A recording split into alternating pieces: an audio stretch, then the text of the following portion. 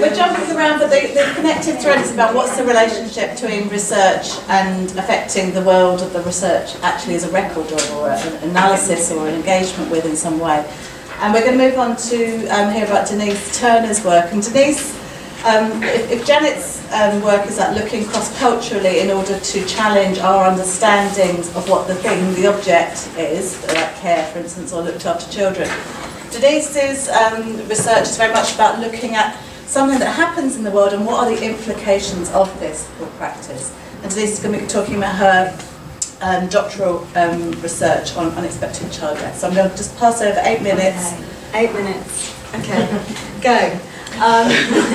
My name's Denise. I'm a lecturer here in social work. Like Rachel said, I'm going to talk about my doctoral research in 8 minutes, which is going to be quite a challenge.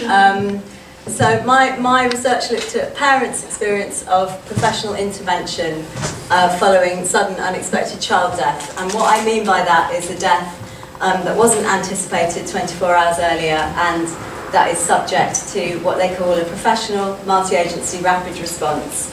But the parents in my research nobody was charged, so there were no charges brought here. I've called it all a bit of a nightmare because that's a quotation from somebody in the research. And what I want to do in my time is just take you through why it is a nightmare for parents, and then look at what can be done in the real world to make it less of a nightmare.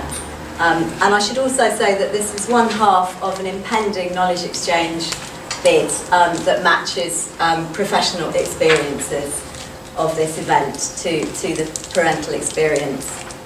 So just a bit of context for this. The major report this area sits within still is a report called Sudden Unexpected Death in Infancy. It's colloquially known as the Kennedy Report because its chair was Baroness Helena Kennedy. And this report was a response to the miscarriages of justice, or whatever, of Sally Clark, Angela Cannings and Tripti Patel. They were all mothers that were charged with murdering their children, and then they were released on appeal. Their convictions were found unsafe. They were released on appeal in 2003, and the Royal College of Pathologists and Paediatricians set up a working party to look at how this could be avoided in the future. Came up with a number of recommendations, which I don't really have time to go into here, but one of these recommendations was the formalisation of the rapid response. So this is a multi-agency investigation. The police are required to treat the death as a potential crime. Parents will be interviewed. The body of the child becomes property of the coroner.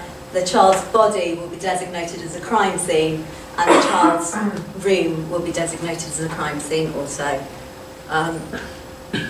Also, further investigations. I mean, what these all are really is a series of meetings, starting with a multi-professional meeting, leading on to a case review. Conclusions from the case review form a report for the Child Death Overview Panel.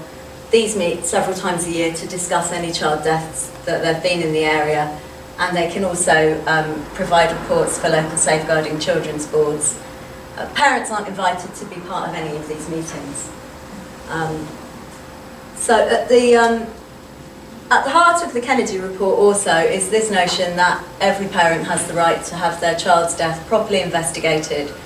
And there's these twin systems here, twin ideas, a thorough systematic investigation of the circumstances of the death and a sensitive caring approach to the family. It's popularly thought that these two aren't mutually exclusive, although in practice you can imagine it's actually quite difficult.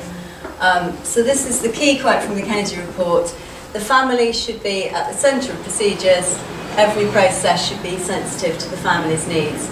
And again, in the real world, that's actually very difficult to achieve. So, at the end of the Kennedy report, it says, given the nature and sensitivity of the subject, some contentious issues remain. And that's really where my research steps in. And I want to illustrate some of those contentious issues by just providing you with some quotations from the parents in my research. So, keeping that notion of sensitivity in mind, you'll see these people, Chrissy and Andy, their children had both died a year and 18 months before I interviewed them, so they're quite recent deaths. You can see Christy says she had 2 uniformed officers arrived. Andy had armed police in the hospital. His child was still on life support, and he had armed police there. He was taken away to be interviewed. And then this is very key, I'm going to come back to this in a minute. We had 2 plain clothes turn up. The child abuse team, their business card said. So you were very much guilty until proven innocent. And then Christy says she didn't like being in the back of a police car. All her neighbours were looking at her, basically. So in 2008, the Department of Education produced this DVD, Why Jason Died, and it's a DVD that's aimed at training professionals in the multi-agency response. And I just want to show you a little bit from this. This is Peter Fleming, who's this isn't Peter Fleming, but in a moment it will be Peter Fleming. Healthcare professionals, social services professionals, police professionals will often try to avoid doing what they may feel might make things worse. The reality is you can't make things worse. So I just want to leave that in your minds. Peter Fleming, who's a very big wheel in this field, is saying the reality is you can't make things worse. Well, that certainly wasn't the reality that the parents in my research presented. And so I just want to finish with moving on to some conclusions and some recommendations from that research. This is a woman called Kathy talking, and basically this is a long quote, but what she's saying is that she was interviewed in the hospital by a policeman that she designates as human. He was a human policeman, and then she encountered some plainclothes detectives who gave me a card saying child abuse team. So straight away I go to that. It made me think, shit, do they now think I'm guilty? There was a part of me that felt guilty anyway, as I'd failed as a parent because my child was dying, so I couldn't fail any more than that. So you can see, again, in terms of the real world, the implications and the effects of this kind of language on people who have only recently had, you know, a very traumatic experience and are still living that experience. The next thing is this notion of siblings. One of the things that I found is that quite often when the rapid response happens, and to use Kathy's words, people swarm into the house, it's quite terrifying, is there is no provision at all for children that are in the house, and this is really quite scary for them. There's also a lot of argy-bargy really about whether people can leave the house, and so to sort of illustrate that, this is a quotation from another woman, a woman called Laurie. And Laurie's been to the hospital. Her son George has died. She's been to the hospital with George. She's left at home her surviving son Josh, and a friend of hers has come down to be with Josh and to take Josh to her house. And what Laurie's saying is that when the police arrived at the door, they entered and they informed Sue that she, her daughter and my son shouldn't leave the house. I think what happened after that is Sue finally persuaded them that it wasn't the right thing to do. I don't know exactly how that conversation went. But Sue understood that the most important place for Josh was to be around his peers, his friends and comfort, not with them. But Josh obviously remembers the police arriving at our house. And again, I think that's a very real world illustration of the impact. And 3 is just to do with endings, and this is my ending really. After the rapid response, there's no provision for an ending, so people don't get a conclusion from the police, and that's what they're talking about here. We never had any conclusion, and Kathy jokes that whenever she sees a police car, she thinks they're coming to get her.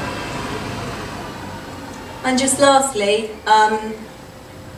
going back to the Kennedy report and this keeping the family at the centre.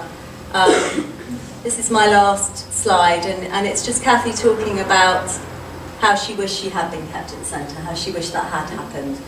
And even if she had murdered her children, or her child, as she says there, she still would have wanted somebody to be keeping her in the loop. And that didn't happen, and in my research, it didn't happen to anybody. and I put some questions up. So Great. very anal. Thank you.